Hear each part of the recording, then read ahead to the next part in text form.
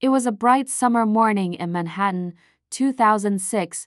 From the 42nd floor of Lehman Brothers' glass tower, the city stretched like a kingdom of steel and ambition. Traders streamed into the office, their coffee cups steaming, their phones already ringing. The stock market was booming, bonuses were breaking records, and on the streets below, yellow taxis shimmered in the heat.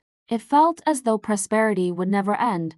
At the center of it all stood one man, Richard Fuld, the CEO of Lehman Brothers. Square-jawed, intense, and fiercely competitive, Fuld had spent his life building the firm into one of Wall Street's great empires. He had joined Lehman as an intern in the 1960s, survived countless crises, and risen to the top through sheer determination. Colleagues called him the gorilla not for cruelty, but for his unbreakable will. When others flinched, he charged. When others doubted, he doubled down. That morning, as sunlight glinted off the Hudson River, Fuld looked across his empire and smiled. "Lehman will never fall," he once said. "Not on my watch," but history, as always, was preparing its counterstroke. America in the early 2000s was drunk on real estate, interest rates were low, and banks handed out mortgages to anyone with a pulse. Owning a home wasn't just a dream, it was a right. Suburban lawns stretched endlessly, new houses rose from empty fields, and television ads promised wealth through property. On the trading floor, screens glowed with endless green numbers. Every home loan, no matter how risky, could be repackaged, sliced, and sold as a safe investment, a magic trick called securitization. Bankers bundled bad mortgages with good ones, wrapped them in fancy names like MBS mortgage-backed securities and CDOs collateralized debt obligations, and sold them to investors around the world. To the untrained eye, these instruments seemed flawless, triple-A rated, low risk, endlessly profitable. But inside the package was something toxic. Millions of homeowners with shaky credit and dreams built on sand. In a sleek midtown restaurant, over glasses of Merlot and grilled salmon, fund managers toasted to the new financial revolution. "Real estate never goes down," one of them said. Laughter filled the room. Outside, clouds gathered over the skyline unnoticed. At Lehman Brothers, the numbers dazzled. By 2007, the firm held over $600 billion in assets, much of it tied to real estate. Fuld pushed his traders to go further, faster, deeper. Lehman had survived wars, recessions, and market crashes. To him, risk wasn't danger, it was opportunity. He believed that fear was weakness, that markets rewarded the brave. And for a time, he was right. Profits soared. Fuld's personal wealth reached $500 million. He was named one of the most powerful men in American finance. Magazines printed his photo beneath words like visionary, titan, master of the universe. But even titans can be blind. Lehman's balance sheets grew increasingly fragile. Beneath layers of complexity, the firm was borrowing enormous sums to fund even greater bets, a house of cards propped up by confidence and momentum. One August afternoon, a young analyst named Sarah Nguyen sat in a quiet corner of the trading floor, staring at her screen. She noticed a troubling pattern, a rise in mortgage defaults in places like Florida and Nevada. She hesitated before sending an email to her supervisor. His reply came instantly: "Don't overthink it. The market always comes back, but markets, like tides, have their own will." By the spring of 2008, the music began to fade. Home prices stopped rising, then they fell slowly at first, then like a landslide. Banks that had gorged on mortgage assets began to tremble. Bear Stearns collapsed in March, rescued at the last minute by the Federal Reserve. The unthinkable had happened. A Wall Street giant brought to its knees by the same debt it once sold as gold. Inside Lehman, unease crept like smoke through the hallways. Meetings ran late into the night.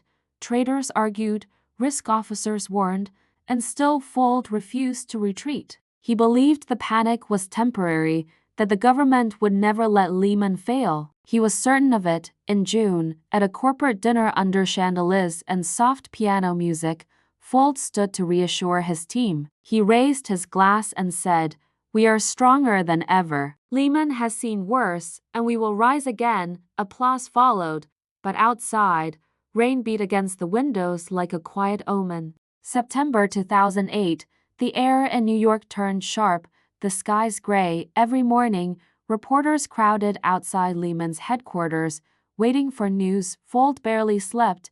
He moved from one meeting to another, tie loosened, eyes bloodshot, clutching folders of data that no longer mattered. Behind closed doors, Lehman's leaders scrambled to find a buyer. They pleaded with Barclays, Bank of America, even the U.S. Treasury. But each call ended the same way: silence, hesitation, rejection. On September 14th, as dawn broke over the Hudson, Fuld sat alone in his office. He could see his reflection in the window, tired, hollow, but defiant. Down below, employees filed into the building, unaware that by tomorrow, their world would end. That evening, the U.S. government made its decision. No bailout, the line had to be drawn somewhere, and Lehman Brothers, the 158-year-old titan of Wall Street, would be the sacrifice. Monday, September 15, 2008, the world woke to chaos. Lehman Brothers filed for bankruptcy, the largest in American history. Traders stood frozen as headlines flashed across screens. Lehman falls, markets plunge. Thousands of employees poured into the streets carrying cardboard boxes filled with their lives' family photos, coffee mugs, nameplates. Some cried. Others walked in silence outside the building. The wind was cold and bitter, scattering papers like lost memories. That same morning, global markets convulsed. Banks from London to Tokyo bled billions. The system that had seemed invincible cracked open in hours. In Washington, Treasury Secretary Henry Paulson stared at the numbers. Credit markets were freezing. The world's financial heart had stopped. He made frantic calls to Congress, to foreign banks, to the president himself. The dominoes were falling, one after another. For Richard Fuld, it was unthinkable. He had built this empire from nothing, fought through decades of competition and crisis. And now, in a single night, it was gone. Journalists camped outside his mansion in Greenwich, Connecticut. He refused to speak. His friends stopped calling. Inside the empty house, he would walk from room to room, the silence deafening. On September 22nd, he appeared before Congress. Television cameras captured his every move, the tired eyes, the clenched jaw, the faint tremor in his voice. "I wake up every morning thinking about what I could have done differently," he said. But few believed him. To the public, he was the face of greed, the symbol of everything that had gone wrong. Outside the Capitol, protesters shouted, "Where's our bailout?" The anger was raw, the wound still open. The fall of Lehman sent shockwaves across the globe. Within weeks, stock markets lost trillions, banks hoarded cash, credit froze, and ordinary families watched their savings vanish. It was not just a financial collapse, it was a crisis of faith. Governments rushed to stabilize the system. The Federal Reserve injected hundreds of billions. The Treasury launched massive rescue plans. Yet, for many, it was too late. In Europe, banks toppled like dominoes. In Asia, exports fell, factories closed. The world realized how tightly it was bound to the fate of one Wall Street firm. Meanwhile, Richard Fuld disappeared from public view. He retreated to Idaho, to the quiet mountains far from Manhattan's glare. There, amid pine forests and snow, the once mighty banker lived in silence. Neighbors saw him jogging at dawn, head down, alone. Years passed, the markets recovered, new rules were written, new leaders rose, but the memory of 2008 lingered like a scar the world couldn't quite forget. Economists still debate who was to blame: the banks, the regulators, or the system itself. Perhaps in truth, it was all of them, a collective illusion that prosperity without restraint could last forever. One evening in 2018, on the 10th anniversary of the collapse, a reporter tracked Fuld down at a small business conference. He looked older, thinner, but his voice carried the same steel. "I didn't cause the crisis," he said quietly. "We all did." Outside, the sun was setting behind the mountains. the sky burned gold and crimson, beautiful, fleeting, fragile. Just like the age of endless growth that had once seemed unbreakable. Today, Lehman's Tower still stands in Manhattan, though the logo is long gone. New tenants fill its offices, new dreams hum through its halls. But if you listen closely, you might still hear echoes, the ring of trading phones, the laughter over champagne, and somewhere faintly, the whisper of a man who once believed he was too strong to fall. History remembers the numbers: $600 billion in losses, millions of jobs, a global crisis. But behind those numbers were people, dreamers, risk-takers, believers. They built a world on confidence and watched it crumble in fear.